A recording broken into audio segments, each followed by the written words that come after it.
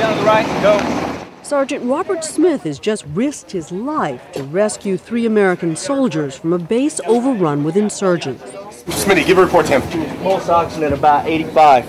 When Smith's Army Medevac unit landed on the battlefield, the fighting had just stopped, but the base was on fire.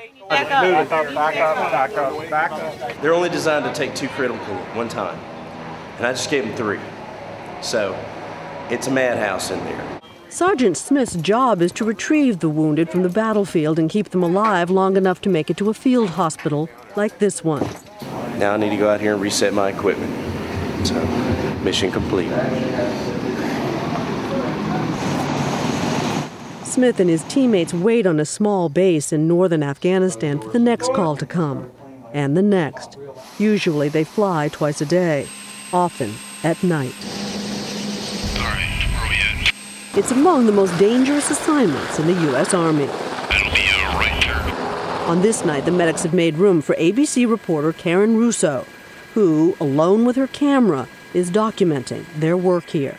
This is video from inside the helicopter on our way to reach a soldier who's been injured. It was shot with night vision goggles so that I could see the way the medics in the back of the helicopter see and the way the pilots in the front can see. Is this from enemy action or? Yeah, they got an aircraft, got an RPG. The men know that the big red cross painted on the side of their helicopter should protect them.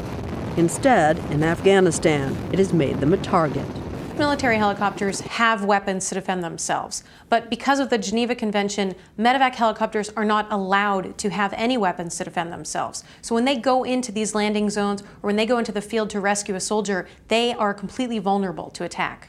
On this night, it's so dark, the pilots must use flares to light up the sky so they can actually see the treacherous mountain terrain they're flying over. And it's hard to see. The pilot calmly announces the fighting is still going on. All right, expect gunfire. They're lining them up there. You see that, Russo? The medics quickly jumped out of the door and the window. Patients coming in. And within minutes, soldiers were carrying the wounded soldier onto the Medevac, and we flew off. Good to go. For the most part, they are doing this medical work by touch. Dr. Brendan McCriskin says it's the toughest medicine he's ever practiced. I call it sensory-deprived medicine. I mean, you can't hear your patient. At night, you can't see your patient. You have a pen light in your mouth, maybe. Patients can't hear you very well.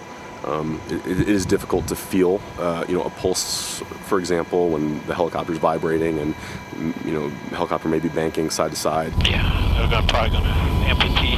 Definitely, man, if we do get a chance to. It all happens very quickly. Down to the right, go. The mission this night took 33 minutes. You want to go, Doc? Yeah. All right. This day, the team is racing to reach 2 American soldiers injured when their vehicle was exploded by an IED. Their Blackhawks dive out of the sky directly into hostile territory. The movements are very quick. When they are going to be making a landing, if they have to avoid fire, they drop altitude suddenly, and it's a very unfamiliar feeling. On one of the first missions I was on, I almost felt like it was out of nowhere, but the pilot just suddenly banked so hard to the left that I was, almost sideways, and I had to catch myself for a minute because I'm trying to film, and I suddenly realized that we were over. As soon as they landed, the soldiers on the ground immediately helped the wounded onto the helicopter. Once they were on the copter, the doctor and the medic started taking care of their injuries. The wounded were then brought to the nearest field hospital. In all, it only took a matter of minutes, life-saving minutes. 1 minute loss of consciousness, complaining of mid-thoracic back pain, also right ankle pain, left elbow pain has been hemodynamically stable for us. C-spine precautions, IV place at 4 milligrams of Zofran, nothing else. Yeah, I can't see anything more satisfying than to try to help somebody who's dying. Carlos Hernandez has seen plenty of death. He used to be a tank gunner. Now he's a Medevac pilot. Now I'm trying to save him. You're redeeming yourself. Yes, I am. It's the yin and yang, I guess. That's what I call it. Hernandez flew the Medevac mission to evacuate the wounded from the most deadly attack in a year. Before dawn on October 3rd, a very small American base was attacked by several hundred insurgents. They were able to breach the wire, they were able to disable the mortar system, and the Americans were fighting, but it was very clear that they were outnumbered. We've got 3 critical patients and about 9 ambulatory patients. We're going to do a night insertion, try and get as many of these guys out as we can. Once we're on the ground, we're going to have to get in and out very quickly because the enemy has a very good vantage point from us from the high ground down. When we went on the rescue, I think my nose was assaulted by the smell of burning pine. It was a base that was under attack, that was completely on fire, and the smell was intense. And so was the courage of those who flew in to help. It's an exhausting job, and they all have the best attitudes, too.